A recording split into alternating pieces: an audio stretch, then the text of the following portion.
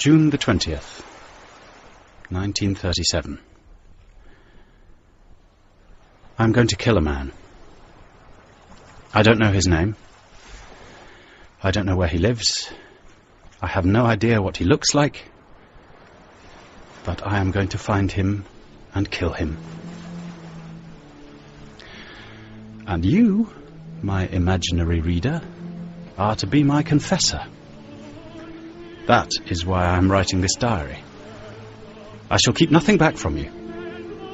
It is you who will save me from the gallows, if anyone can.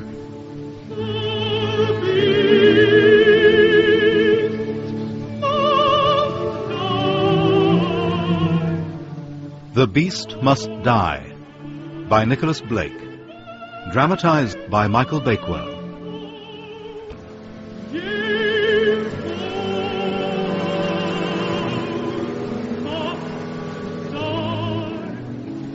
It's easy enough to envisage a murder sitting here in the bungalow my friends lent me so I could recuperate after my nervous breakdown.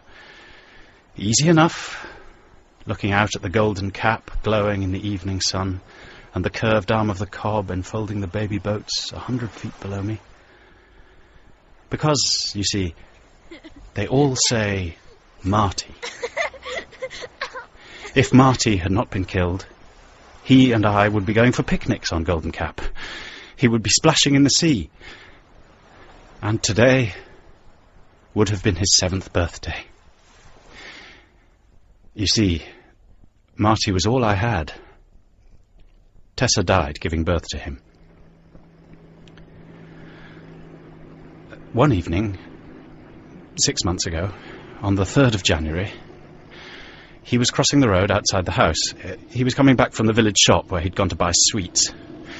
For him, it could have only been a paralysing blaze of headlights, a moment's nightmare. And then the impact, turning everything into darkness forever. His body was hurled into the ditch. He was dead before I could get to him. The motorist who killed Marty did not stop. The police have failed to trace him. They say he must have been going at least 50 round that blind corner for Marty to have been thrown that distance. He is the man I have to find and kill. My qualifications for murder are, to say the least, meagre. I write detective stories under the name of Felix Lane. My real name, by the way, is Frank Cairnes. And as Felix Lane, I have acquired some smattering of forensic medicine, criminal law, and police procedure. But as for killing anyone, I've never fired a gun or poisoned so much as a rat. June the 22nd. I have sat here brooding over it all for too long. Tomorrow I'm going home. I hope Mrs. Teague has given all his toys away, as I told her to. Oh, Mr. Cairnes, I just couldn't bear to do it. Oh, I couldn't give them away. I hadn't the heart. I went upstairs to the nursery and opened the cupboard. I gazed at the model garage, the Hornby engine, the old teddy bear with only one eye. Mrs. Teague is right. Marty's toys must stay. They keep the wound open. They will not let me sleep. They are going to be the death of someone. No, Mr. Cairnes, we've still no lead, as yet. Investigations are being pursued, and we've been sifting through a great stack of information. Would you care for a glass of beer, Sergeant? Well, sir, seeing as I'm not on duty, so to speak. Can you tell me a little more about these investigations? Well, sir, we've visited pretty well every garage in the county, made inquiries about dented wings and damaged radiators. Oh, thank you, sir. We've talked very tactfully, you understand, to most of the car owners within a fairly wide radius. Oh, very nice. We've made house-to-house inquiries along the routes in and out of the village that the bloke must have taken. We've talked to petrol stations and AA men. You've certainly been pretty thorough, but if I'd just run down someone in a car and dented a wing, say, or a bumper, I'd try to stage an accident of some kind, drive the car into a tree to cover up the traces. Oh, we're not so slow on the uptake as you imagine, Mr. Cairnes. We were onto that one straight off. All accidents in the vicinity were investigated to establish their bona fides. And we found nothing. Nothing at all. How did I ever come to think that I'd only to stretch out my hand and lay it upon the man I want? I simply haven't the faintest idea where to start. June the 27th. A long walk over the ridge towards Cirencester, where Marty and I used to fly his toy gliders. The whole countryside is his memorial. I feel refreshed now, and a few new ideas have struck me. If the killer did damage his car, how did he get it repaired? The police have drawn a blank with all the garages around here, so the chap must have done his own repairs. And if he did, he would have to remove the damaged parts and replace them. So that means he must have access to bumpers or headlights or whatever. So he must work in a garage. More than that, he must own a garage. Not that that narrows down the field very much. The hunt is up. This morning I thought I'd drive over to Oxford to see Michael, and I took a shortcut, a narrow track over the hills that I'd never been on before. My eyes were caught by an astonishing field of clover, the colour of crushed strawberries, and I ran slap into a water splash.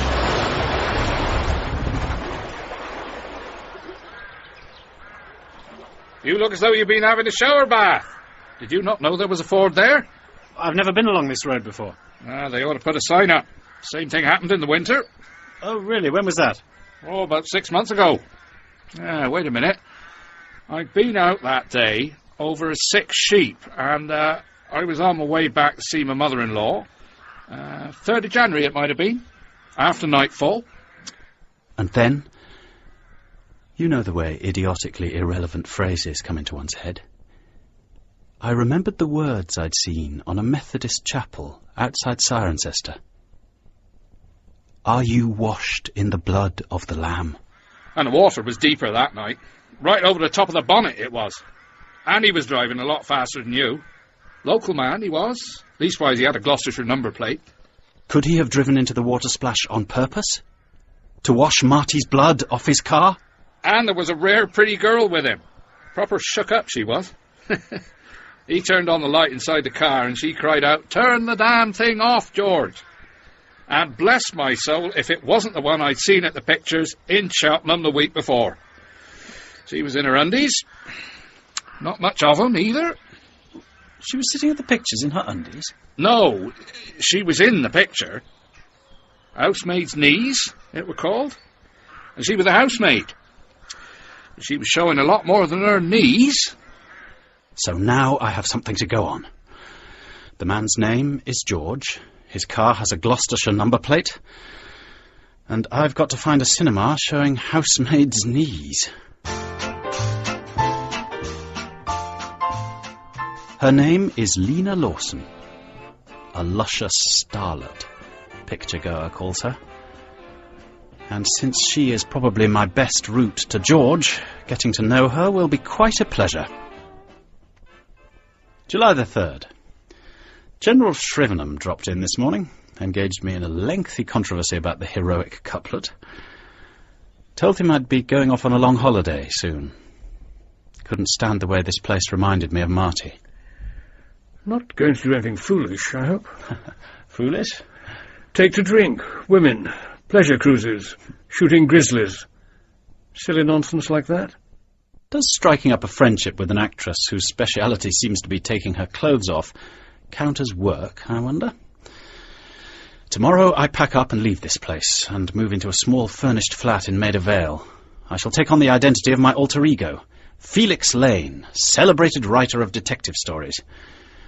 The only people who know that Frank Cairnes is Felix Lane are my publishers, and they are sworn to secrecy. I'm already sporting quite a promising beard. Could Felix Lane be writing a book set around a film studio? And Could my publisher come up with a useful introduction to someone in British Regal Pictures, the company that Lena works for? And could I somehow contrive to drop her name into the conversation? Lena? She's all right to hang lingerie on, I suppose. Think she's Jean Harlow, of course. They all do. Temperamental? She used to throw her weight about all right, but she's sobered down a hell of a lot lately. Any particular reason? No idea. Maybe love came into her life. She had a sort of breakdown sometime around January. Held up the film for nearly a fortnight. Just sat around weeping in corners. She got over it, of course. Is she around today? Thinking of making a pass at her? Well, I'll introduce you if you like. Oh, hello. Pleased to meet you. You're an author, I understand. She has a not unattractive, lively vivacity. A tip-tilted nose, wide mouth, white gold hair. To look at her, you'd never think she had anything on her mind, and yet, if I'm right, she was in the car that killed Marty. She was one of the last 2 people to see him alive. Do you know Hugh Walpole? I think he's a lovely writer. Yeah. But you look more like my idea of a writer than he does. I suppose perhaps I do. But authors don't have to look like their books. I mean... You want it on the set in 5 minutes, Miss Lane? Righto. Look here. Why don't we have lunch together sometime soon? At the Ivy? The Ivy? Yes, I'd love to. What about Saturday? I knew she wouldn't be able to resist the Ivy. But the expenses of this little murder are going to be pretty hefty. Apart from the expense of spirit and the waste of shame involved in entertaining Lena, there are the actual bills. The girl eats with astonishing gusto. So, do you earn a lot of money writing detective stories? I don't do too badly. I get a pretty substantial advance for each new book, and what with reprints and cheap editions, I don't lie awake at night wondering where the next penny is coming from. I bet you don't. And where do you live? I've got a little flat in Maida Vale. It's nothing very spectacular, but it serves my needs. Have you always lived in London, then? I've lived here on and off for the last 10 years. I find it easier to work here. But my real home is Gloucestershire. I was born there in a little village near Cirencester. Gloucestershire. I was watching her hands. They tell more than the face, especially when it's an actress. I saw the nails of her left hand, they are varnished red, bite into the palm. And then she started chatting on about nothing in particular. Anything to get away from Gloucestershire. We both drank a goodish amount. Do you realise I don't even know your Christian name? Felix. Huh? Felix? I shall call you Pussy, then. You better not, or I shall have nothing more to do with you. You do want to see me again, then? Believe me, I don't intend to lose sight of you for a long time. That's nice to know. July the 27th. Lena is not such a fool as she looks. She certainly gave me a nasty shaking up this evening. We'd been to the theatre, and she asked me up to her flat for a drink. What exactly is the idea of all this? What idea? Taking me round and spending your money on me. What's it all about? Well, I'm trying to get background material for a book I'm writing. It's about the film business. Well, you're certainly taking your time getting round to it. And where do I come into it anyway? Oh, it isn't just the book. If you want to know the truth, it never was. When I saw you in that film, I thought you were the loveliest creature I'd ever seen. I wanted you. You wanted me? I see. Well... Ought I to have felt like Judas? Why should I? It's a business deal. I want George, and she wants my money. And making love to her whets my appetite for revenge. I think you ought to shave your beard off, Pussy. I'm not used to them. No, I couldn't do that. It's my disguise. I'm really a murderer hiding from the police. Not you. You couldn't hurt a fly. Pussy, darling. If you call me Pussy again, you'll see whether I can't hurt a fly. Pussy. July the 29th. She had dinner at my flat yesterday evening, and I made a very bad mistake. It's a warning to me not to get careless. It really is the most angelic little place. You do yourself well, don't you? I've never seen so many books. And what a simply adorable teddy bear. No, give it to me. Naughty, naughty, mustn't snatch. Don't be such an idiot. Give it to me. Oh, dear, is he ashamed he still plays with his teddy? It belonged to a nephew of mine. He died. I was very fond of him. So Now, I'm will not you good please enough to touch your precious nephew's teddy bear? Well, take the damn thing. You bitch! Lena, I'm sorry. I'm sorry, darling. I'm sorry I was nasty about your bear. But you're ashamed of me, really, aren't you? You think I'm just a common little spitfire. Well, you seem to be quite at home in a rough house. No. I want you to be serious.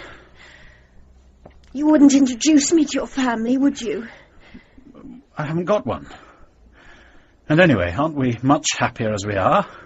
What a funny old thing you are. I really do believe you think I'm trying to lead you to the altar. Now that really is an idea. I'd love to see George's face. George? Who's George? All right. Keep your hair on. George is just... Well, he's married to my sister. And what's George to you? Just look. A little green-eyed pussy. Well, if you must know, George used to try it on with me. Used to? That's what I said. I didn't fancy myself as a home wrecker. Though I must say Violet does ask for it. You've not been seeing him lately? No, not for quite a bit. Oh, look here. Suppose we go down there next weekend. Go down where? Severnbridge. They live in Gloucestershire. But, my dear girl, I couldn't do that. Of course you can. He won't eat you. He's a respectably married man. Or supposed to be. But why? Felix, do you love me? You don't have to look so alarmed. Do you like me enough to do something without asking a lot of questions? Yes, of course. Well then, I've reasons for wanting to go back there, and I want someone with me. I want you with me. You mean we're going to stay with your sister and her husband? No, of course not. You can put up at the Angler's Arms. All right. I'll drive you down there on Saturday. What does this George person do? He's a partner in a garage. Rattery and Carfax. He's the Rattery half. I don't know whether you'll like him very much. He's not exactly your saucer of milk.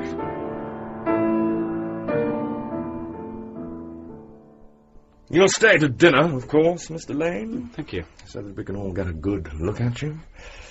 Tell them to set another place at table, Vi. Yes, of course. And make sure they're not late again, or do I have to speak to them myself? No, dear. Please let me do it. Right, and be quick about it. A thoroughly obnoxious creature. I shall have no compunction over putting his light out. At dinner I sat next to Violet, with Lena opposite me, and George's mother, old Mrs. Rattery, on my left. George kept glancing from Lena to myself, obviously wondering what she wanted with an odd fish like me. So you've taken to poodle curls too, Lena? Yes. They're slaves to fashion, the ladies. If some pansy from Paris told them that bald heads were all the rage, they'd shave off all their hair without a second thought. In my young days, a woman's hair was considered a crowning glory. At least the girls nowadays have given up all that Eton crop nonsense. Fancy you standing up for the younger generation, Mother. What's the world coming to? The younger generation can stand up for themselves. Some of them, at any rate. A remark obviously aimed at poor Violet. She evidently considers George married considerably beneath him. Shall we leave the gentlemen to their port? Yes, Mother. Very much the grande dame, and not a very nice old lady. Lena tells me you write books. Yes, detective novels. Oh, thrillers. Yeah. Thank God for that. Thought you might be one of those Bloomsbury pansies. Do you make a good thing of it? Well, I do well enough. I suppose I make between £350 and £500 a book. So you're a bestseller, eh? No, I wouldn't say that. Just a moderately successful hack. Known Lena long? Oh, just a week or so. I'm thinking of writing something for the films. Nice girl, plenty of spirit. Yes, she's a fetching little number. Really? Perhaps we ought to be joining the ladies. August the 2nd. Lena had a kind of panic yesterday afternoon. We were all going out for a drive in George's car. It's the same car. What's that supposed to mean? Nothing. You've still got the same old car. Same old car? She's not done 10,000 yet. What do you think I am, a millionaire? It may all have been perfectly innocent, but I suspect George was rather shaken. When his son Phil got in and slammed the door, George flew right off the handle. How many times must I tell you not to slam the car door? What the hell are you up to? Sorry, Dad. George is certainly a powerful driver. He shouldered along through the Sunday traffic as though he had a right-of-way, like a fire engine. Know this part of the world, Lane? Not as much as I'd like to. I've always been meaning to come back here. I was born at Sawyer's Cross. Sawyer's Cross? Pretty little place. Been through it once or twice myself. He's got nerve, all right. His jaw didn't even tighten when I mentioned the name of the village where he killed Marty. Shall I ever make him betray himself? I have to be absolutely certain. And time is running out. Lena will be going back to London tomorrow. What plausible reason can I invent for staying on here? Phil? Phil, where the hell have you got to? I'm here for a month. On George's invitation, more or less. Phil! The Ratterys were having a tennis party, but their guests were late arriving, and George suggested that he and I should have a knock-up with Phil and Lena. I don't think he wants to play, George. Doesn't want to play? We're going to tell him he's damn well got to play. Sulking about upstairs. What's wrong with the boy? He's a bit upset, dear. You were rather unkind to him this morning. You know, about his school report. Oh, don't talk rubbish. He's just slacking. I will not have him mooning about all the time and wasting my money. Tell him he's got to come down. George... Now! Don't worry, Mrs. Rattery. I'll go and get Phil. I'm not slacking, Mr. Lane. It's not that at all. It's all because of Hodgson. Hodgson? What's Hodgson got to do with it? He's in my form, and he's making life hell. He throws my books about and dribbles ink all over them. He won't let me alone, and I just can't concentrate. Can't think about anything else. That's why I'm getting behind. Look, how would it be if I were to give you a few lessons before you have to go back next term? A couple of hours a day, say, so that you can make up the lost ground. Would you really, sir? That would be wonderful. I work hard, I promise. But would my father agree, do you think? I suppose it might come in handy. What the boy really needs is to help himself. But it would be worth a try, surely. And I've rather taken a fancy to this part of the world. I could stay on at the Angler's Arms for a week or two and make a start on my new book. Well, if it's not putting you to any trouble, we might give it a go. The trouble was that I was so pleased with myself for finding a pretext for staying on that I'd completely forgotten about Lena. But she wasn't going to give up that easily. George, darling, how would you like your glamorous sister-in-law to stay on here for a bit? After all, I've finished my film, and I might as well enjoy the simple country life while I can. Well, I suppose if Vi doesn't mind, we could just about put up with you. Why the sudden change of heart? Well, you see, I think I should pine away without my little pussy. Your little pussy? Mr. Felix Lane. Felix the cat. Pussy. Compris? Pussy. Yes, that hits it off rather well. Pussy. He'd no idea I was listening. But what does Lena think she's up to? Is she hoping to play me off against George? Or have I been making an inexcusable mistake about the girl all along? Are you married, Mr. Lane? No. Why do you ask? Do you think marriage is a good thing? Yes, I think so. It can be, anyway. For the right people, I suppose. I shan't get married ever. It makes people so miserable. Love does make people miserable sometimes. I know it sounds all wrong, but it's true. Oh, love. Dad hits Mummy sometimes. We'd better be getting on with these irregular verbs. Yes, Mr. Lane. The trouble is that although I am as certain as I can be that it was George who killed Marty, I still don't have a shred of real evidence that would justify my taking his life. What did he do with the wing and the bumper? August the 6th. Had a look round the Rattery Carfax garage down by the Severn. I wanted to find out where the spare parts were kept on the premises. Of course they are. What else do you think we're here for? We've got a lot of unsightly old junk lying about. And what do you suggest we do with it? Dig a neat hole and bury it? Can't you just dump it in the river? Good God, I'd have the whole town council down on me in 5 minutes. Anyway, it's far too shallow down at the edge. But there was an old punt moored by the river's edge. He could easily have loaded the wing and bumper onto that and dumped them midstream. Dump it in the river? I hope you don't put that kind of nonsense in your books. I'd no idea the Severn was so broad here. I could do a bit of sailing. I suppose you could. A bit slow for my taste. But Carfax has a dinghy. I could arrange for you to borrow it if you like. August the 7th. I nearly killed George Rattery this afternoon. The 5 of us, Lena, Violet, Phil and myself, went off for a drive in the Cotswolds high up in the hills. We spread out the rugs by the corner of a wood and had a picnic. We really do need a fire to keep the midges off. Be a darling, George, and fetch a few twigs. That's right, George. A little exercise might do wonders for your figure. Phil can do it. Off you go. You must have learned something at scout camp. Show us how to light a fire. But the twigs were damp, and poor Phil hadn't the least idea how to go about it. Oh, why don't you set the whole box alight? You haven't got the faintest idea what you're doing, have you? That's no good. Give it a real blow. Now you've blown it out. You can't do the slightest thing, can you? You're useless. Oh, leave the poor boy alone, George. He's only doing his best. Oh, you stay out of this. You shouldn't have asked for a fire in the first place. You might have known a futile little half-wit like Phil wouldn't have the faintest idea how to do it. Why don't you like to see if you're so good at it? You shut your mouth.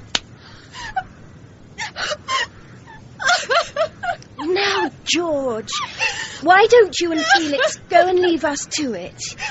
We'll have the food ready in 5 minutes. Go along now. I'm sure there's a lovely view. There certainly was. George was some way behind me, and the first thing I saw as I turned the corner of the wood was an old quarry. A sheer drop of 100 feet, and I knew exactly how I should destroy George.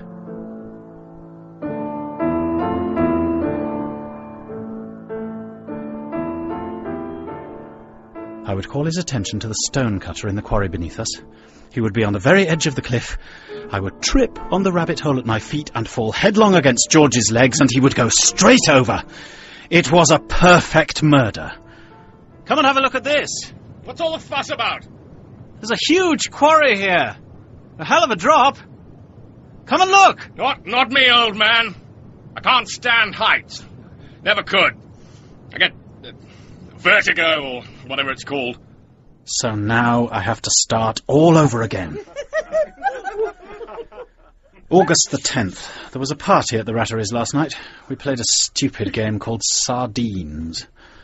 A kind of cross between the Black Hole of Calcutta and a Roman orgy. Rhoda Carfax, the wife of George's partner, was it and went off to hide. I didn't have much trouble finding her. She was in a broom cupboard. It was very dark, and she was obviously expecting George. Oh, Georgie. So that's what George gets up to in his spare time. Look, why don't you come and stay with the Ratteries for the rest of the month, instead of keeping yourself cooped up here in the Angler's Arms? After all, you go there every day to give Phil his coaching. I don't imagine George would care for that very much. Oh, he won't mind. How do you know? I've asked him. Darling, you don't have to worry. I'm through with George now. You mean there used to be something between you? Yes, if you must know, I was his lover. Now, pack up and go home if you want to. It won't make any difference to us. I'd pretty well guessed, anyway. Then you will come, won't you? I'll have to keep this diary well hidden, of course. But there's a great deal to be said for being on the spot. And it will be nice to be in the same house as Lena, though I hope she won't make me soft. There must be no room in my heart for love now. I am quite alone. And I must stay quite alone. August the 12th. Talk about tragic irony. A most extraordinary conversation at dinner last night on, of all subjects, euthanasia. Well, I think that when people are incurably ill, they ought to be allowed to ask their doctors to put them out of their misery. Well, after all, we do it to animals. Doctors, charlatans, wouldn't trust them an inch. Never known a day's illness in my life. And let me tell you, George, you'd be better off without all those tonics of yours. And a great healthy brute like you paying a doctor to give him bottles of coloured water. Exactly. But surely it isn't just a matter of putting people down because they're suffering from incurable illness, Violet. Oh? What about the kind of person who makes life unbearable for everyone round him? Don't you think we'd be justified in getting rid of people like that? What a bloodthirsty little chap your Felix is, Lena. But would you really, Felix? Certainly. If I could do it without running my neck into a noose. So you're a free thinker, Mr. Lane. An atheist, too, no doubt. Oh, no, Mrs. Rattery, I have a very conventional mind. But do you think there are any circumstances that would justify murder? War apart, I mean. In war, it is a matter of honour. Killing is no murder where honour is at stake. But now, Violet, I think we should leave the gentlemen to their wine. Yes, Mother. Open the door, Philip. Don't stand there dreaming. Yes, Grandmother. Remarkable woman, the mater. Never forgets her father was fifth cousin umpteen times removed from the Earl of Evershot. There's something rather fine about the way the old girl clings to her pride. Noblesse oblige and all that. Which reminds me, do you know the one about the Duke and the one-eyed housemaid? Took Phil out sailing this morning in the Carfax dinghy. He's not very adroit, but he learns quickly. And he has the nerve, the wild fascination, the surrender to danger of the sensitive. Also, he told me how to kill his father. This is jolly good fun, isn't it, Felix? You're doing very well. Your father ought to see you now. Do you think we could ask him to come out with us one day? Certainly. Why not? But he probably wouldn't want to. I'd forgotten. He can't swim. So that's it. All I have to do is to wait for another squally day and get George to come out with me alone. We'll beat up the Severn half a mile or so and then come round and run before the wind. I'll get George to take over the tiller. I'll wait for a squall and see to it that the boom swings right over. The boat's bound to capsize and George can't swim. Drowning is very painful, they say, in the preliminary stages. I hope he remembers Marty then. But how the devil am I going to persuade him to come out on the river? Well, I'm glad there's something the boy can do. And I suppose it's better for him to be splashing about with you than mooning about the garden all day long. Well, you ought to try your hand at it someday. Come out in that pathetic little cockle shell. Not exactly my skin a bit too much for that. Oh, it's perfectly safe. It's funny, though. How many people are frightened of small boats when there's far more danger of getting run down crossing the street?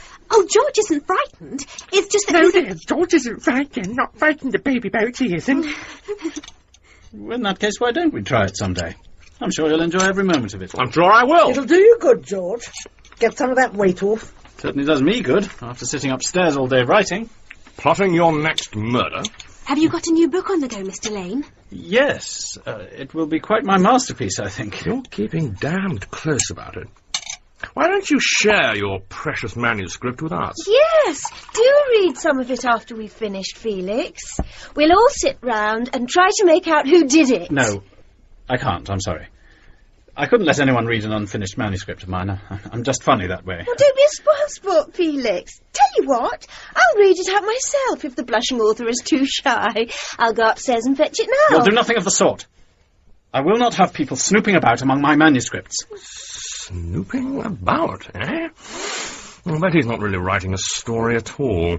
It's his love letters he doesn't want anyone to look at. Or his private diary. You better look out, Felix, or Lena will be getting jealous. She's a terror when roused. And don't I know it? I hope to God I haven't given myself away. He was getting pretty close with what he said about my private diary. I only hope my hiding place is safe. August the 19th. A curious sidelight on the Rattery household. I was passing the drawing-room door, which was half open, and I heard a stifled sobbing from within. Oh, for goodness sake, stop blubbing, Philip.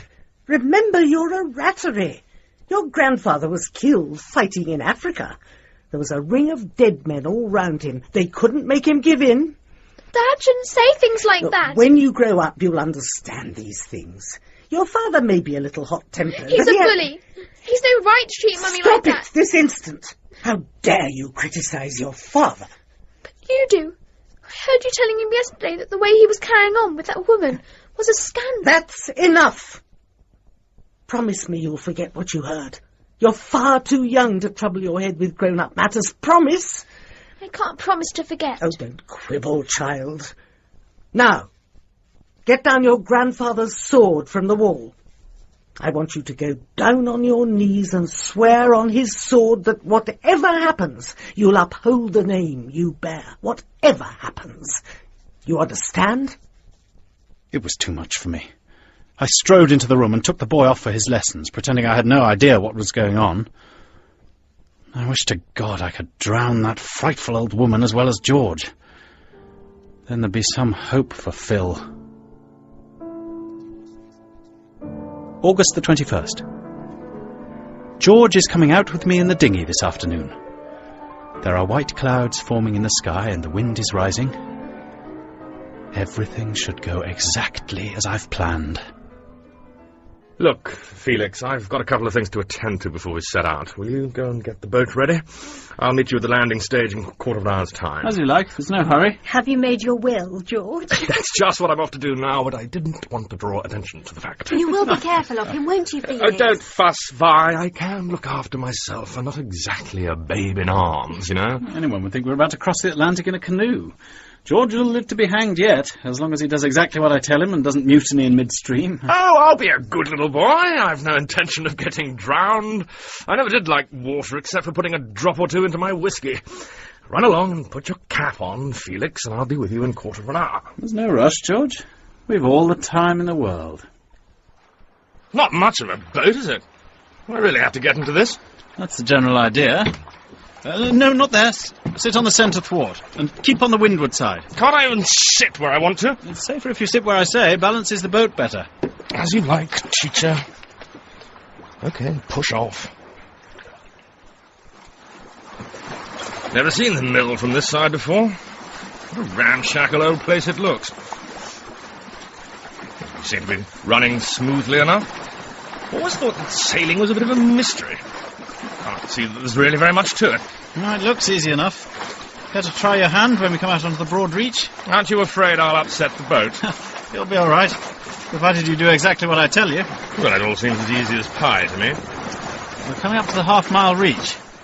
We'll feel a touch of the wind when we get to the bend. We could do with a bit of excitement. This is pretty slow going.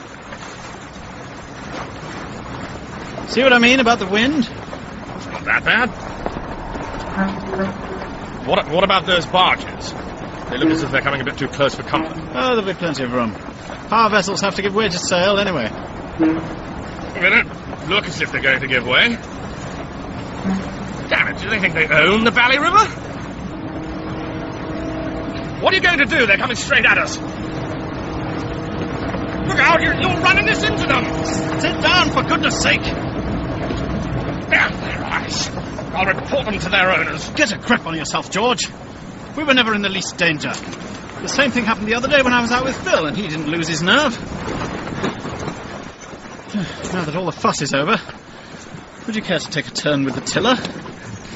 When you like. The wind's dropped a bit. Now keep the main sheet right out, like it is now. I'll just go forward and raise the centre board. Oh, no, you don't, Felix. Don't try any of your funny tricks. I know what you're up to. What the devil are you talking about? You know very well what I'm talking about, you dirty little tick. I posted that precious diary of yours to my solicitors while you were prancing about getting the boat ready. They've got instructions to open it in the event of my death, so it's not a very good idea anymore to try and drown me, is it? When did you find out? After that talk at lunch the other day about that detective story you were supposed to be writing.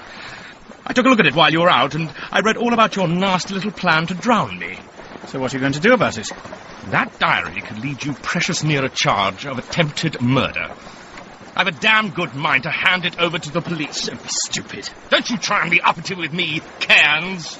Don't be stupid. You know perfectly well that you can't hand over my diary to the police.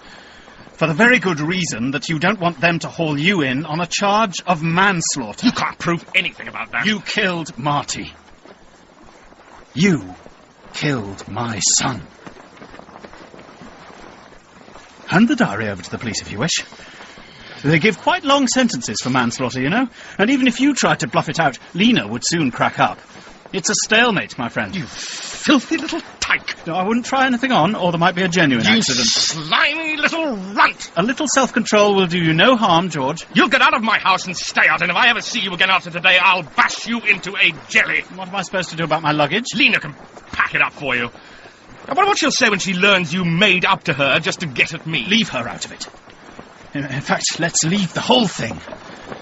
You killed Marty, and I've not managed to kill you, so I suppose you win on points. Oh, shut your mouth, you cold-blooded freak! Let me off this damn boat! As you wish, George. I'll drop you off when we get to the lock. You can send my things over to the Angler's Arms. You miserable, slimy little... Not so loud, George. You'll frighten the lockkeeper.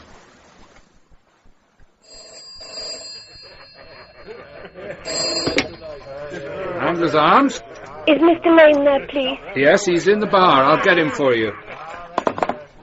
Mr. Lane, telephone. Hello, Felix Lane. Felix, you've got to come back here at once. Well, that's a bit difficult, you see, Lena. I don't know if you've spoken to George. George is dead. What? He was taken ill just after he'd had dinner. The doctor arrived too late. He seems to think that George has been poisoned.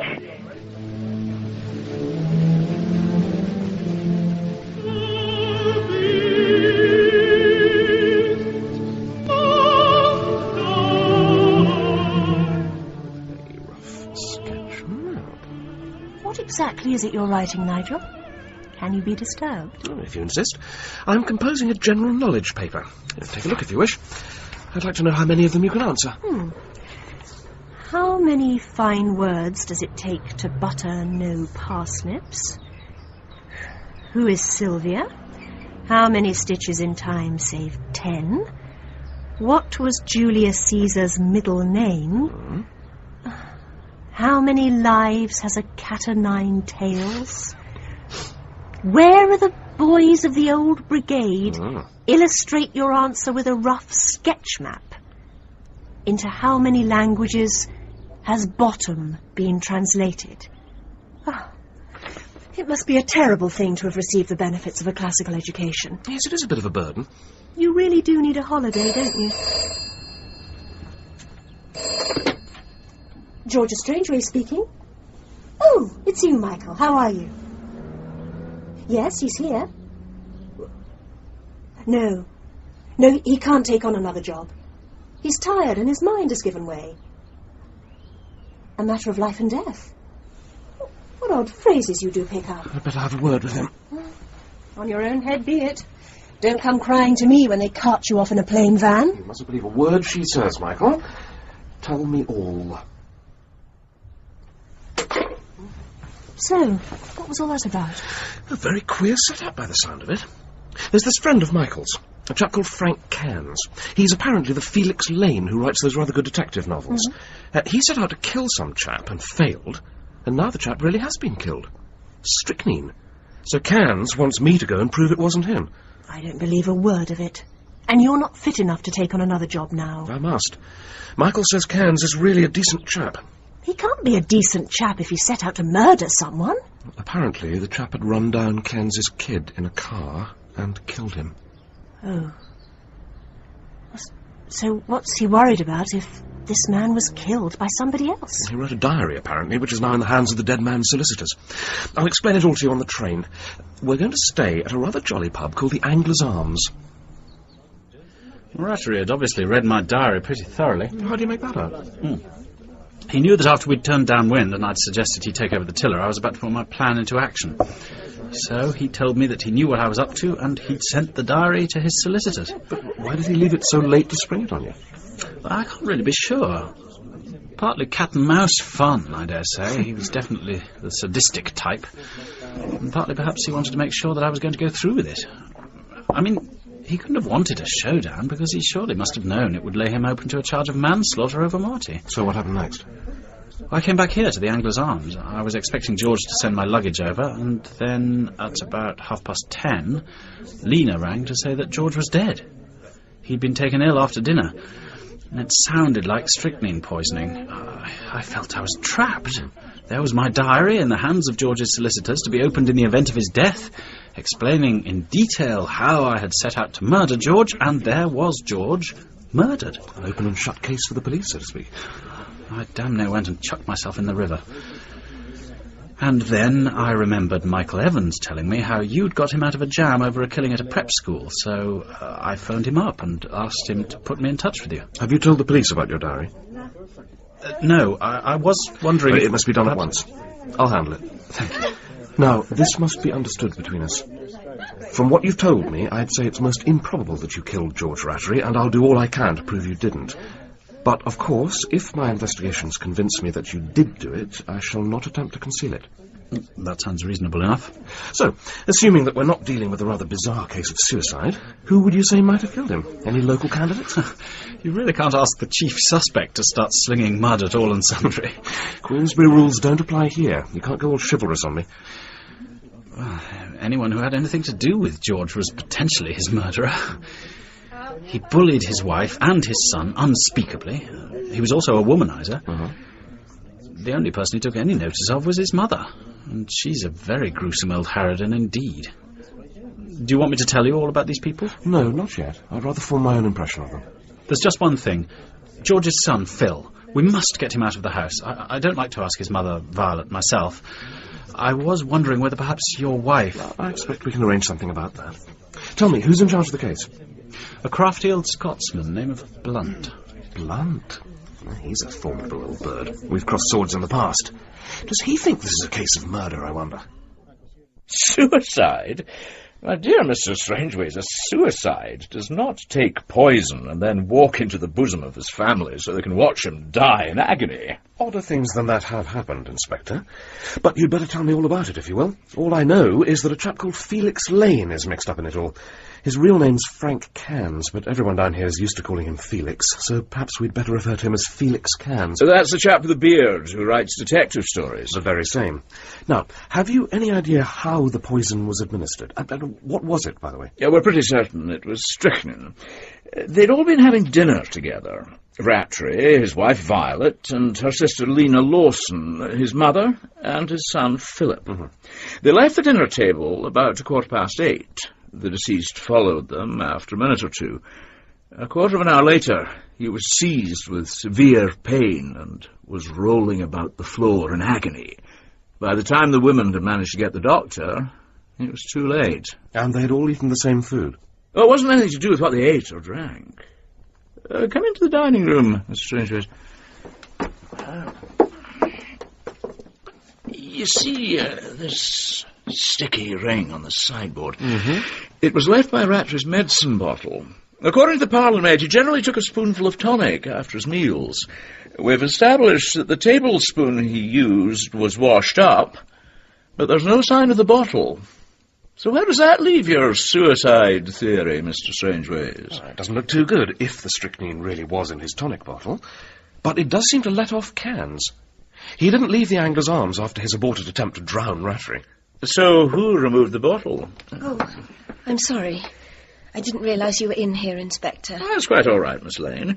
This is Mr. Strangeways, who's taking a hand in the case. Pleased to meet you. How do you do, Miss Lane? Tell me, were you here in the dining room when Mr. Rattery's attacks began? Yes, we were all here, except for Phil. He'd gone up to his room, thank God. Uh-huh. George was in terrible pain. He was on the floor, curled up like a hoop. And did he say anything to suggest what had happened? Did he mention anyone's name, for instance? I was out of the room for much of the time. I was on the telephone trying to get the doctor. Come now, Miss Lawson. You must realise there's no point in concealing something that doubtless two people besides yourself have heard. Oh, well, then. He said something about Felix, Mr. Lane. He said Lane tried it on before, something like that. It doesn't mean anything. He hated Felix. Don't upset yourself, Miss Lawson. This tonic he was taking, it contained Nux vomica, I believe. I wouldn't know about that. Have any idea what happened to the bottle? Nux vomica is a poison, you see, of the strychnine group. And Mr. Rattery might have added a bit more of the poison to his dose if he'd wanted to do away with himself. And Mr. Strangeways here has the idea it might have been suicide. But if that was the way of it, he'd hardly be likely to make away with the bottle, too. You mean, if the bottle had been found on the sideboard after George's death, it would have proved it was suicide? No, not exactly. I mean that the absence of the bottle makes it look like murder. Murder? You're not surprised? What do you expect me to do? Start chewing the legs of the table? Miss Lawson, this will seem like an alarming question, but I expect Felix has told you I've come down here on his behalf. Did you ever suspect that he intended to murder George Rattery? To murder George? No, of course not. I understand you were in George Rattery's car when he ran over and killed a small boy, Martin Cairnes. So you found that out at last. I tried to make George stop the car, but he wouldn't. I've had nightmares about it ever since. But I don't understand. What has that to do with any of this? I think we can let Miss Lawson go now, don't you, Inspector? Yes, maybe you're right. Thank you, Miss Lane. I'll swear she knows something about that missing bottle. And she's afraid that your Felix Lane did the job. But she hasn't connected him with Marty Cairnes, the boy George Rattery killed. What made you ask whether she suspected him of intending to kill Rattery? I thought it was a bit early to be letting that particular cat out of the bag. Well, the point is this. If Felix did not kill Rattery, we're up against a most outrageous coincidence. That on the very day he planned and failed to murder him, somebody else planned and succeeded. A most outrageous coincidence, as you admit. No, wait a minute. What if some third person knew of Cairnes's intention? Either through reading the diary or being taken into George's confidence. I see what you're driving at. You mean you thought Lena might have known about the diary? Yes, and obviously she didn't. But if she didn't know about the diary, why is she so afraid that Cairnes might have poisoned Rattery? I don't know yet. We'll have to ask around the household. Oh, which reminds me, do you mind if we have the boy Phil to stay with us at the hotel for a few days? Georgia will look after him. This is hardly a healthy environment for a sensitive kid. Yeah, very good idea. I'll have to ask the boy a few questions sometime, but they'll keep. Good. I'll go and have a word with Violet Rattery. What do you think, Lena? Would it be all right? Of course. Phil ought to get away from this place. Oh, but what will George's mother say? It's got nothing to do with her. She's an interfering old bitch, and it's time you told her where she gets off. If you haven't enough spirit to stand up for your own child, you might as well take a dose of poison yourself. All right. I'll do it. I'm very grateful to you, Mr. Strangeways. Not at all. What are you talking about? And why are the blinds not drawn, Violet? With your husband lying dead in the next room? But Mother, I let the blinds up. Things are quite bad enough without our having to sit in the dark. Be quiet. I'll do nothing of the sort. You're not mistress in this house, and I'm not taking anything from you. Do what you like in your own room, but don't interfere with other people, you obscene old cockroach. Mrs. Rattery, I've just been suggesting to your daughter-in-law that my wife and I would be very pleased to take Phil off her hands for a few days until things are cleared up. Who is this young man? The Ratterys have never run away. I forbid it. Phil must stay here. Violet, you I've can't... decided Phil shall go to the Strangeways. It would be unfair to keep him here. He's too young. I see there is a conspiracy against me. I'm very dissatisfied with your behaviour, Violet. Good for you, Violet. I think perhaps that Phil should leave as soon as possible, Mr. Strangeways. Where is Phil? In his room, I expect. It's directly above this one. I think she's gone to him. You don't want to go away and leave me, do you, Phil? Your grandfather wouldn't have run away. He would have stayed and fought. You were the only man in the house, now that your poor father's dead. Go away. Go away. I hate you. You're overwrought, Phil, or you wouldn't speak to your old granny like that. Don't you think that you ought to stay with your mother, now that she's all alone? You see, Phil, your father was poisoned. Poisoned. And the police may find out that she quarrelled with your father and what she said, and that might... Beast! How dare you tell him things like that? Oh, all right, Phil. I won't let her come near you again. You're going to stay with Mr. Strangeways and his wife for a few days. You'll be safe there. All things considered, he's recovered remarkably well. He had a simply enormous tea, we had a long chat about polar exploration, and now he's curled up in a corner with Shackleton South. What did the inspector have to say? Now, the post-mortem has confirmed that it was strychnine. There were a couple of tins of it in Rattery's garage. The place is infested with rats, apparently. And could Cairnes have got his hands on it? Oh, yes. But the only time he had the chance to put it in Rattery's medicine bottle was immediately after lunch, before they set out on the river trip. Where's the sense in that? Cairnes had no reason to imagine that the little accident on the dinghy was going to fail. And there's surely no way in which he could have removed the bottle after Rattery's death. Blunt's got an answer to that. He says some third party knew Cairnes was out for Rattery's blood and tried to shield him by getting rid of the tonic bottle. Lena Lawson. But why? Because she's in love with him. How do you know that? Oh, my darling, it's perfectly obvious. She's coming round here this evening. You'll be able to see for yourself. It seems a pity to waste such a lovely evening. Why don't we go out into the garden, Felix? All right. We'll all go and have a round of clock golf. Drink up, you two. We'll go and get the clubs. Right here. I suppose we'd better. Though it's perfectly obvious she wants him to herself. Why doesn't he want to be alone with her? He's not exactly behaving like a lovesick swain. I think that when we're through with the clock golf, I'll try putting a few cards on the table. See how they react to some plain speaking. Sorry we put up such a poor show, Felix. We're obviously not in your class. Cheers. Cheers. Cheers. Well, I'm sure you'll be relieved to know the incriminating document is in the hands of the police. I suppose it's as well for them to know the worst. May a girl ask what you're talking about? What is this incriminating document, anyway? Felix's diary. His diary? I don't understand. You mean Miss Lawson doesn't know about your diary, Felix? She doesn't know about any of it.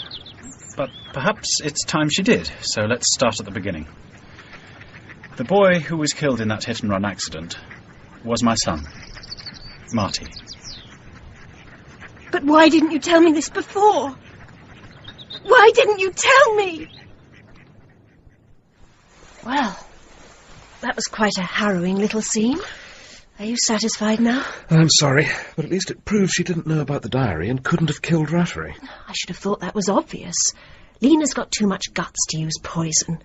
If she wanted to kill Rattery, she'd have blown his head off, stabbed him, something like that. I dare say you're right. But why didn't Cairnes tell her what he was up to? Because she would have realised that he'd been making use of her all along. You think he's not in love with her? I'm not sure. He seems to be trying to persuade her, or himself, that he isn't. Perhaps the diary will help. Blunt sent it over for me to look at. I'll have to read it through tonight. I'll shade the light so I won't keep you awake. It's getting light. You can't still be reading that beastly thing. It's absolutely compulsive. Well, what do you expect? He's a writer of detective stories. And I've come across something really interesting. George was having an affair with Rhoda Carfax. Who's she? The wife of his partner. I think perhaps Blunt and I should pay him a little visit. Of course I knew about it. George had been making advances to Rhoda for some time. She was intrigued, gratified by it. George was a handsome bloke in his way. Recently, though, his attentions had been getting a bit out of hand. And did you step in? No. If Rhoda really preferred him to me, there was no point in making a scene about it. Unfortunately, George's mother didn't see it like that. She summoned me to the house, told me I was a complacent cuckold, and more or less commanded me to put a stop to it all. She went on about public scandal and family honour and so forth. Well, I just walked out of her room in the middle of a sentence and went straight home. And when did this little interview take place? On Saturday. The day George died. That is so. Why didn't you come forward with this, Mr. Carfax? Why should I? It had no connection with George's death. Well, that's not for you to judge. And you say you walked straight out of the house? If you mean, did I make a detour on the way for the purpose of putting strychnine into George's medicine, the answer is in the negative. How did you know that was the way the poison was conveyed? Gossip. Rattery's maid told our cook that the police were up in the air about a bottle of tonic that had disappeared, so I put two and two together. But I'd no need to do anything so drastic as poisoning him. It was I who financed the garage, and if I'd wanted to choke George off, I could simply have told him that if he didn't lay off Rhoda, he'd be out. His money or his love life, in fact. I've come over to get a book Phil wanted, but I thought I'd better check on what Mrs. Rattery is up to first. Oh, you needn't worry about her. Violet's more or less cooped her up in her room. How is Phil? When I left him, he and Felix were reading Virgil together. He's awfully nervy at times, and he suddenly shuts up like an oyster for no apparent reason. He won't speak to me. We used to get on rather well, but now he disappears around corners to get out of my way. Why does everyone avoid me? What's wrong with me? And why did I have to fall in love with Felix? Several million males to choose from in this country alone, and I fall for the one who doesn't want me, except as a card of introduction to the late lamented George Rattery. I rang Felix up this morning to tell him I loved him and wanted to be with him and help him, and he told me it would be best for us not to meet more than was necessary. I don't care if he killed George, but I do wish he didn't have to kill me too. Do you think... Are they going to arrest him? I don't believe he did it, and neither does Nigel. But we must have the truth if we're going to save him. You mustn't keep anything back. It's so difficult. You see, it involves somebody else besides me. Aren't you liable to be chucked into prison if you conceal evidence? Only if you're what they call an accessory after the fact. Is it about the missing bottle? Yes. And the reason I've kept quiet about it is because the other person involved is Phil. When George was rolling about in agony, I had to go into the dining room, and I caught sight of the bottle of tonic on the sideboard. I suddenly remembered something Felix said about getting rid of people who made life hell for everyone around them. And for a moment I was convinced he had poisoned George. And so you took the bottle? I went over to the window. I had some idea of pitching it into the shrubbery. And there was Phil, staring in at me with his nose against the window pane. I gave him the bottle and told him to hide it somewhere. In that case, it's small wonder he won't have anything to do with you. You mean he thinks I did it? Oh, God, it's all too much. I can't take any more of this. Why did she ask me to hide the bottle? She was trying to protect somebody else. Who? Felix. It's not true, is it? It can't be true. No, I don't think Felix did it, but he's been a bit foolish. But we must get that bottle. It's the one thing that could clear him. It's on the roof. On the roof? Back home. Come on, I'll show you. We'll have to climb the ladder into the attic. I hope that's all right. It's in the gutter. Down there. I'll climb down and get it. You'll break your neck. It's all right, sir. Honestly, it is. I've often climbed about on the roof. It's easy as pie if you take your shoes off. And I've got a rope.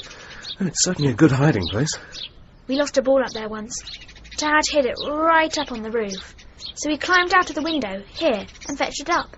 He was a jolly good climber. He used this rope in the Alps. All right, go on then. But for goodness sake, be careful. I'll only be a minute. What am I trying to think about? Something's tugging away at my memory, but it just won't come. Phil? Are you all right? I'm fine, sir. But the bottle was all slimy, and it slipped through my fingers somehow. Don't worry. Come on in. I'd better go and pick up the fragments, and you'd better make yourself scarce. Oh, was the bottle empty? No, about half full. Yeah. I hope to goodness there aren't any dogs or cats about. Oh, no, Mr. Strangeways. That bottle didn't slip out of the boy's hand. He threw it. Otherwise it would have landed in the flower bed.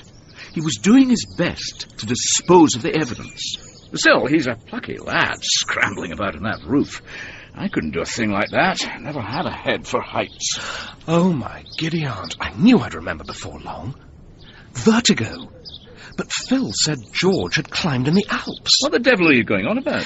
Cairnes wrote in his diary about staging an accident at a quarry in the Cotswolds. Yes? But George refused to come near the edge because he said he was subject to vertigo. So Cairnes told a lie in his diary. But why should he do that? I think it's much more likely that it was George who told a lie. You're not seriously asking me to swallow that. Well, suppose that George was vaguely suspicious about Cairnes the day they all went out for that picnic. Cairnes, standing on the edge of the quarry, calls for him to come and have a look. Perhaps something in the tone of his voice conveyed a warning to George. He'd need to make some kind of excuse, and on the spur of the moment he said he suffered from vertigo. No, I'm not denying that it's a plausible theory, but it's all a cobweb. It doesn't hold water. Cobwebs aren't meant to hold water. And what fly, may I ask, has this cobweb of yours caught? My whole defence of Felix Cairnes is based on the theory that a third person knew of his plans, or at least his general intention. Suppose George communicated his suspicions to that third person himself. Who is the most likely person for him to confide in? I'd say his mother was the most likely person. And I suppose she was pretty fierce about defending the family honour, but that's no reason for poisoning her son. Isn't it? After all, she knew all about George and Rhoda Carfax. She might have decided to kill him to prevent the scandal of a divorce. But do mothers really poison their sons to protect the family honour? Well, they did in ancient Rome. We're not living in ancient Rome, Mr. Strangeways. But it might be worthwhile having another word with the old lady. May I sit in on it? If you wish. But let me do the talking, please. I have decided, Inspector, that this sad affair was an accident. We shall therefore not require your services any longer. How soon can you make it convenient to withdraw your men from this house? What makes you think it was an accident, ma'am? Oh, my son had no enemies. The Ratterys do not commit suicide. An accident is the only explanation. Are you suggesting, ma'am, that your son accidentally put a quantity of vermin killer into his own bottle of medicine and then drank it? I am not a policeman. It is up to you to discover the details of the accident. I am asking you to do so as quickly as possible. You will realize it is excessively inconvenient for me to have a house full of constables. And why are you so eager to convince yourself it was an accident? I wish to protect the reputation of my family. You're more concerned with reputation than with justice. That is a most impertinent observation. Some might consider it an impertinence in you to dictate to the police how to handle this case. On Saturday afternoon, the afternoon of your son's death, you had an interview with Mr. Carfax. That can be of no interest to you. That's for me to judge.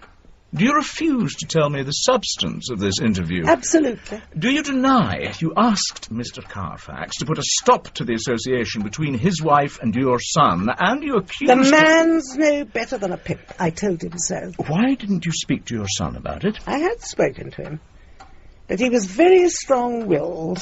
He takes that from my side of the family, I'm afraid. After the interview, I understand that Mr. Carfax went straight out of the house. Well, I suppose he did.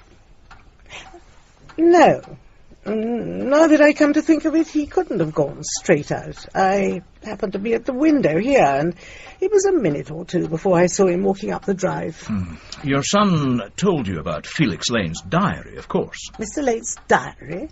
I do not follow you. But surely your son told you that he had discovered that Lane planned to make an attempt on his life. Do not snap at me, Inspector. I am not accustomed to being snapped at.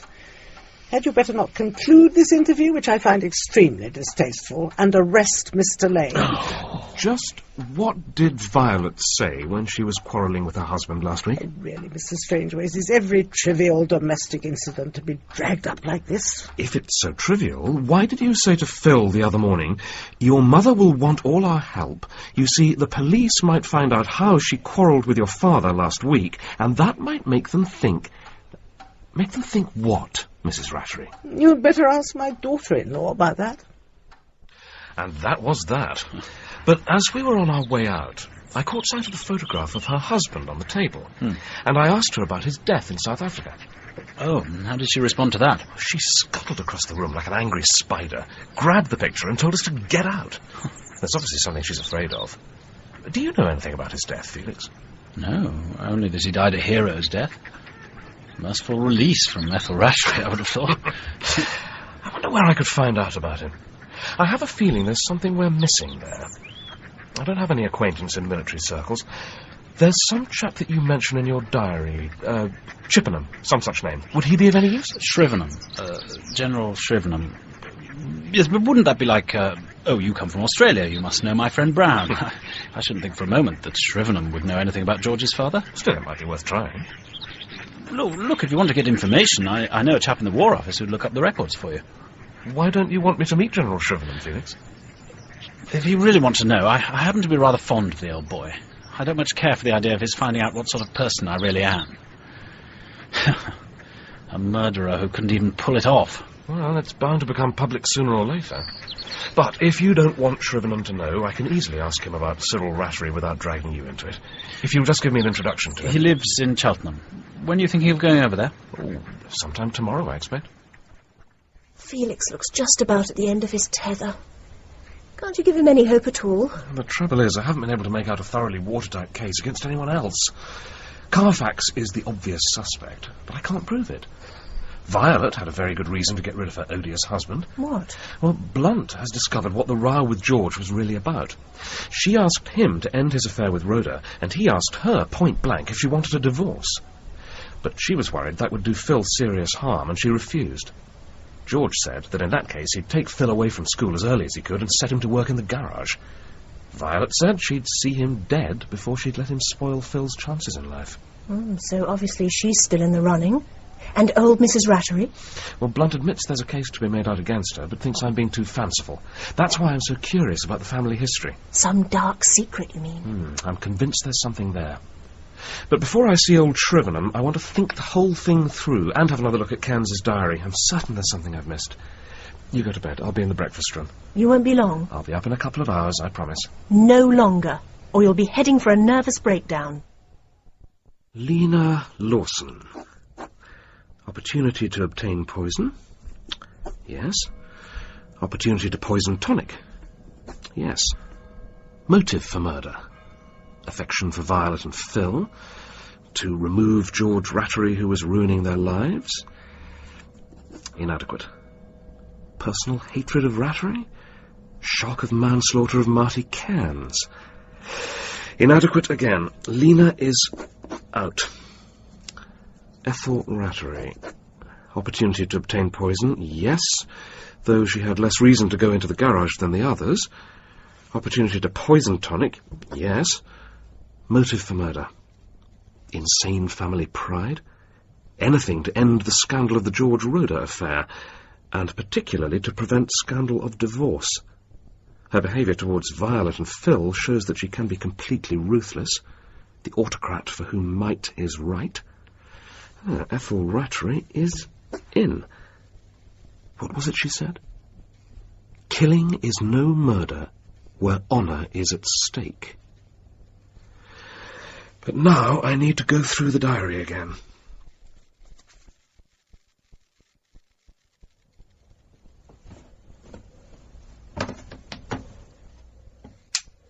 Nigel, what is it? What's happened? I don't know. I was on my way upstairs. Somebody hit me over the head. How long have I been lying here? I don't know. When you didn't come up to bed after 3 hours, I began to get worried. I came down here and found you lying on the floor in the dark. Somebody's unbuttoned my shirt. Well, it wasn't me. And you won't be going to see your old general. Oh, yes, I will. You're in no condition to drive. I'll get Carfax to lay on a chauffeur. I'll be all right.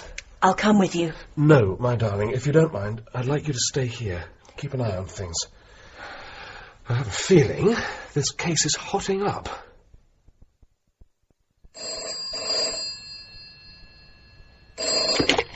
Georgia Strangeways? I had a message you'd been trying to get me at Shrivenham's club. Is something wrong? It's Phil. He's disappeared. Run off somewhere. And he's left a letter for Inspector Blunt. You must get back here as soon as you can. We've got men watching bus and railway stations, and we're questioning AA men and lorry drivers, though it may turn out to be a matter of dragging the river. Surely to God he'd never do that. Why should he? You'd better take a look at this. Dear Inspector Blunt, this is to tell you that it wasn't Felix, it was me who put the poison in the medicine bottle. I hated Dad because he was cruel to Mummy. I'm going to run away where you can't find me. Yours sincerely, Philip Rattery. What on earth prompted him to write this? The old lady must have got at him and told him all about Felix Lane's diary.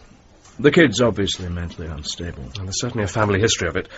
Phil's grandfather didn't die a hero's death in South Africa. He went completely to pieces, refused to carry out orders, and ended his days in a lunatic asylum. Which is what will happen to this poor laddie if we catch him. But you can't possibly believe the boy really killed his father. He's just trying to divert suspicion from Felix. I wish I could think that was so. But I've been through the whole case, step by step, with the help of Cairnes's diary. There's no doubt at all in my mind that Phil murdered Rattery. Look, Blunt, I'm not going to waste time arguing with you. I just hope you find the boy, and quickly. I must go back to the hotel. Ring me there if you get any news. I must have a word with Cairnes. Blunt can't possibly be taking it seriously. He seems to be taking it very seriously indeed. Phil couldn't have done it. I know he didn't do it. So do I. You know? How do you know? I'm sorry, Frank. You're too good a chap to commit a really successful murder. Oh, I see. It can't be much fun for you, after all your efforts on my behalf, to come to this conclusion. I'm glad it's over. I'm afraid Phil queered my pitch with that confession of his. I'd have had to tell the police. Why did he do it? Something that horrible old woman said made him think Blunt was about to arrest you. He was devoted to you. It was the only way he could help you. If it had been anybody else. He reminded me of Marty. Of what he would have been. You don't think he's done anything foolish? No, I'm sure he hasn't. Tell me, how did you find out? Your diary. It was a mistake, Frank. You intended it to be a kind of safety valve for your conscience, but then when you changed your plans, when you found you couldn't kill a man whose guilt was unproved, the diary became the chief instrument in your new strategy, and that's where it gave you away. I see you know everything. May I have a cigarette? The condemned man's allowed a last smoke, is he not? Of course. You see, up to the moment when your plan to push Rattery over into the quarry misfired, you were deeply concerned about the fact that you couldn't prove it was he who killed Marty. But after that point, you seemed to take his guilt for granted. It was that discrepancy that put me on the right track. I see. And then we discovered that Rattery did not suffer from vertigo. Did you? That was something I hadn't taken into account. So why did he lie about it? We thought that he'd become suspicious of you, but last night I read through your diary again, and it occurred to me that perhaps you had lied. Supposing you had got Rattery to the edge of the quarry and found you couldn't go through with it because you had no real proof that he was the murderer of your son. Was that what happened? Yes. I was too damn soft. Not an altogether unworthy characteristic. I'm afraid it betrayed you, though. And it betrayed you again when you did your best to break with Lena because you didn't like the idea of her being linked up any longer with the murderer. Don't let's talk about Lena. That's the one thing I'm ashamed of. I did come to be very fond of her, you see. And I'd used her as a pawn. Forgive the cliché. Well, let's go on. You could hardly ask George point blank whether he'd killed Marty, so you deliberately set out to make him suspicious of you, to tell him that you intended to kill him. Well, I don't see how you could have arrived at that. It was an integral part of your plan that George should discover your diary. And at that lunch party, you deliberately provoked him to look for it, by telling everyone you were writing a detective novel and pretending to get very het up when someone suggested you should read a bit of it aloud. You knew that George wouldn't be able to resist picking about for it, especially when you'd nearly allowed him to discover that your real name wasn't Felix Lane. Shrivenham, of course. Shrivenham told me that on August the 12th, a Thursday, he'd seen you with a man who could only have been George in a Cheltenham tea shop. Now, Shrivenham has been in the habit of going into that tea shop every Thursday for years. Yes, it was something of a joke between us. And the only reason you could have had for taking George in there, and you made no mention of it in your diary, was so that Shrivenham should hail you as Cairnes. You pretended not to notice him, left as quickly as you could, but George had realised that you might have something to do with the Marty Cairnes he'd run down in his car. I quite understand why you didn't want me to talk to Shrivenham. I'm awfully sorry about that crack on the head that I gave you. But I did try not to hit you too hard. And you very chivalrously undid my shirt buttons to feel if my heart was still beating. I realised no one but you would have done that. Yes, that was a bit of a giveaway. So, it followed that if you intended George to read your diary, your dinghy plan must have been a blind. So I asked myself why the business about the river trip at all. And the answer was that you did it in order to extract a confession from George. Is that correct? Oh, yes. And I was pretty certain that George had taken the bait. My diary had been replaced in a slightly different position under the floorboard. And did the boating trip have the desired effect? Yes, it did. We were both as nervous as cats, I can tell you. But the moment I asked him to sail the boat downwind, he came straight out with it. Told me he'd sent the diary to be opened by his solicitors in the event of his death. When I pointed out to him that the diary, on account of its explanation of Marty's death, was just as dangerous to him as it was to me, he could have tried to bluff it out, but he didn't. He simply accepted it was a stalemate, and thus tacitly acknowledged he had caused Marty's death. And so you let him go back to the strychnine waiting for him in his tonic bottle? All I wanted was to get Rattery out of the way before he could do any more harm to Phil. It's a queer thing. I've been worrying myself sick all this week, but now that I'm for it, I don't seem to mind. I'm damn sorry it has to turn out like this. It's not your fault. Does Blunt want to take me away now? Blunt doesn't know anything about it yet. Blunt doesn't know? Oh. Well, in that case, when Phil disappeared this morning, I went down to the Rattery's to see if he might have hidden himself away somewhere in the house. I didn't find Phil, but I did find this pistol. It's George's. You're not thinking of shooting me, are you? My dear Nigel, I don't think I deserve that. I attended a trial for murder once. I don't much fancy attending another. Would you object if I declined the invitation and used this? Look, Frank, I don't want to hand you over to Blunt because I think George Rattery was no loss to the world. But I can't keep quiet about this either, not now that Phil's tried to confess to the crime. And besides, Blunt has trusted me in the past. If you'll write a confession to Blunt and drop it in the hotel letterbox, I'll go to sleep for the rest of the afternoon. My head's buzzing anyway. The British genius for compromise. I suppose I ought to be grateful to you for that. But I don't think I'll use the revolver. Better to go down fighting in my own element. Your own element? The sea. I've always been happiest on the sea. If I could get down to Lyme Regis, my dinghy's there. They'd never expect me to try and escape that way. But Frank, you wouldn't have a chance of reaching France. There's a hell of a gale blowing up. I don't really think I want a chance. I'd like to die out at sea, fighting the wind and the waves. But will they ever let me get that far? I don't see why not. Blunt and the police are out looking for Phil. You'll be all right if he doesn't return until this evening. I'll tip off Lena to keep quiet. Thanks. Tell her that it's a far, far better thing and all that. No. Give her my love. She was kinder to me than I deserved. I'm afraid I deliberately blinded myself to the strength of her love for me. I had started by deceiving her, and I could not really believe that she was not deceiving me, making up to me for my money. It shows what a worthless creature I am. I rather doubt she would agree with that. I shall be no loss to the world. Goodbye, Nigel. I'm afraid I underestimated your intelligence. I ought to have called in a far more obtuse champion.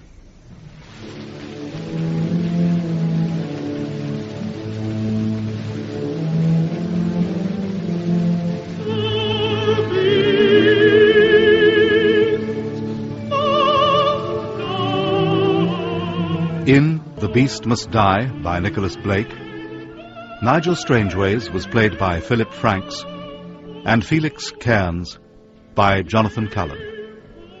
Lena Lawson, Lucy Whybrow, Mrs. Rattery, Jill Balcon, Violet, Deborah Berlin, Phil, Taylor Jefferson. Georgia Strangeways, Rebecca Sair, Inspector Blunt, David Rintoul, Carfax, Sam Dale. The Beast Must Die was dramatised by Michael Bakewell and directed by Jane Morgan. It is a peer production for BBC Radio 4.